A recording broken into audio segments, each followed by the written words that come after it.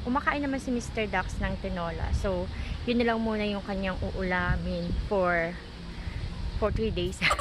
Charot.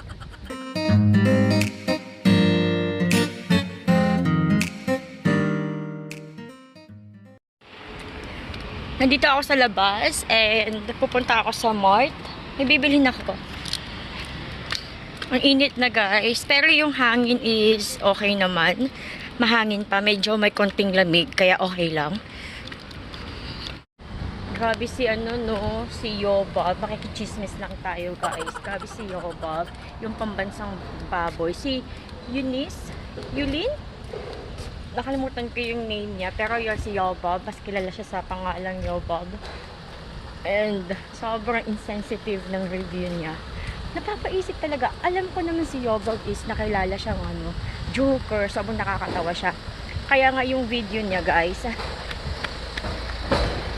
yung food review niya doon sa coffee break, na mapanood ko yun, gusto kong hinahanap ko yung may full video nun na nagsasabi sa dulo na joke lang, 'di ba?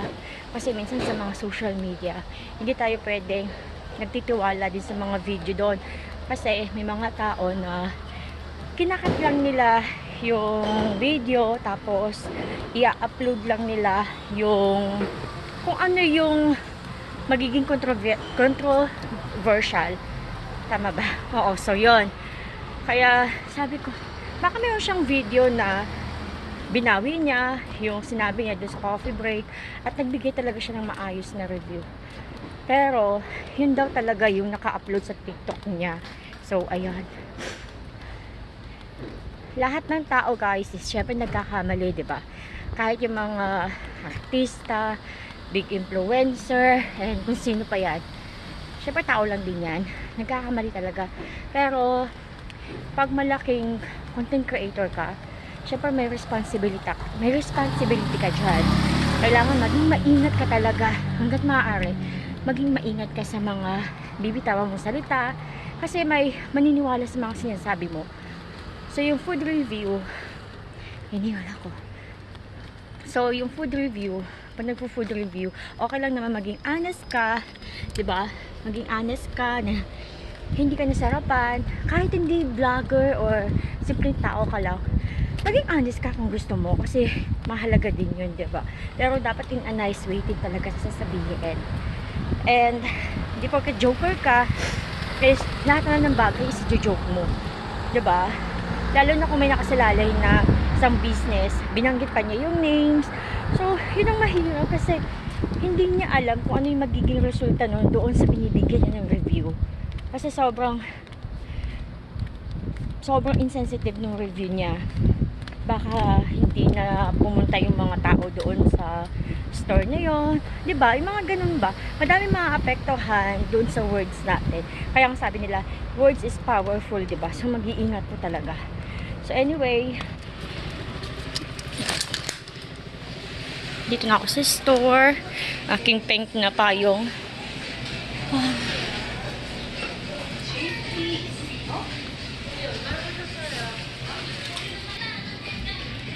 Dito ako pupunta sa may labahan. I mean yung sabon. Kailangan ko ng bar soap. Bar soap. Ayan. Ito guys. Ito lang naman yung binibili ko. Ayan. Pwedeng dalawa na kasi nandito naman na ako para hindi pa balik-balik. Tama. Ito lang naman yung bibilhin ko guys. At tingin-tingin na lang ako kung ano yung pwedeng makain. Itong store na to, lagi namin siyang binibilhan dati pa. Dati siyang Mijin Mart pala, Mijin Mart. Ngayon is GS something na yung name niya. Medyo nagmahal na yung mga nila, yung mga items nila. So ngayon pupunta ako doon sa baba pa na Mart. Medyo may kamurahan yung kanila mga bilihin. So doon ako bibili ng ibang mga kailangan ko.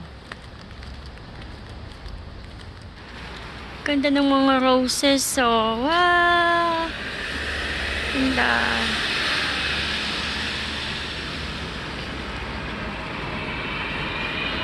Ngayon ay botohan dito sa South Korea. May 29 hanggang May 30. Yun yung mga ano, yung mga kasi yung regular na botohan is June 3. Pero kung hindi ka makakaboto sa June 3, pwede nang bumoto ngayon. May 29 at saka May 30. Kaya si Mr. Dax, kasi mabibisi kami, wala kami dito sa Busan sa June 3, ay bumoto na siya kaninang umaga. Kasama niya yung biyenan kong babae. Sa bagay, babae na lang pala yung biyenan ko. Hindi ko na na-meet yung biyenan kong lalaki.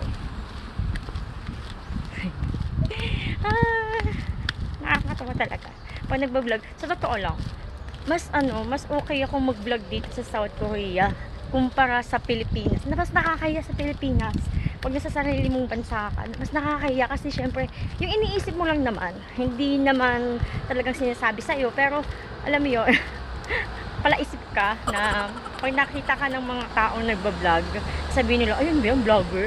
Hindi naman kilala. Yung mga ganun ba? Iniisip ko lang naman yun. Oo, nasa isip ko lang. Pero yun, nakakahiya nga. Dito, mas okay pa na nag-vlog ako kahit may nakakasalubong ako. Ngingiti lang ako na, kahit nahihiya ako. Pero sa Pilipinas talaga, isa yun sa mga struggle ko. Yung nag-vlog ako sa labas, pag nasa mall ako, di ba sobrang dami ng tao. As in, nahihiya talaga ako. Halos hindi na ako makapag-vlog. Maya-maya kinakat ko. So parang ang gulo-gulo lalo.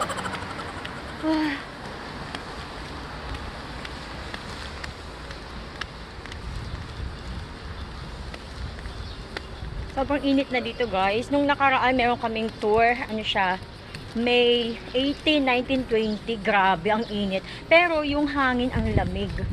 Pero alam nyo ba guys, na ano ako noon, na sunburn ako. As in, na sunburn talaga ako. Nag-iba talaga yung kulay ko. Bilis kong umitim. Yung ang tagal mo nagpaputi, di ba? Tapos biglang iitim ka lang ng ilang araw. Kaazar.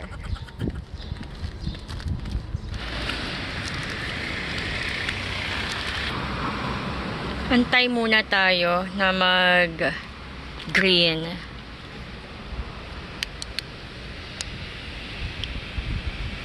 Sarap ng hangin.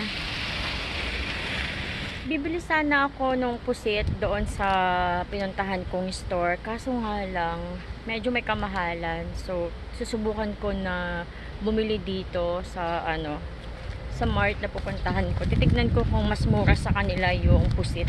Kasi favorite ni Mr. Dax yung adobong pusit.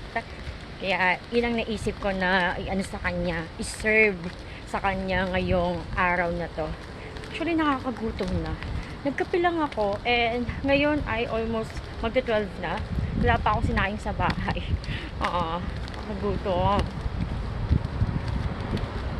Guys, yung mart, dati yan siya, ang binibenta lang nila is mga pork, mga meat, pero ngayon is nagbenta na din sila ng mga ibang items. Medyo nakakatamad na pumunta dito kasi pag uuwi ka, akyat ka pa banda doon, nakakapagod, lalo kung may bit-bit ka.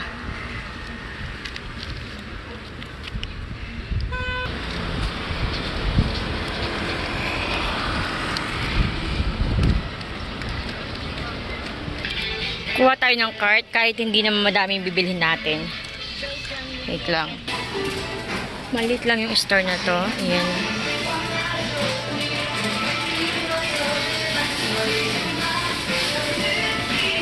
Upo muna tayo dito. Kapagod. Yeah.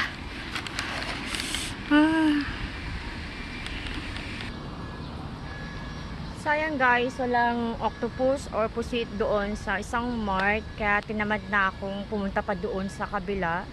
Next time na lang. Bumili na lang ako ng itlog and magtitinola na lang ako. Kumakain naman si Mr. Dax ng tinola. So, yun na lang muna yung kanyang uulamin for 3 days.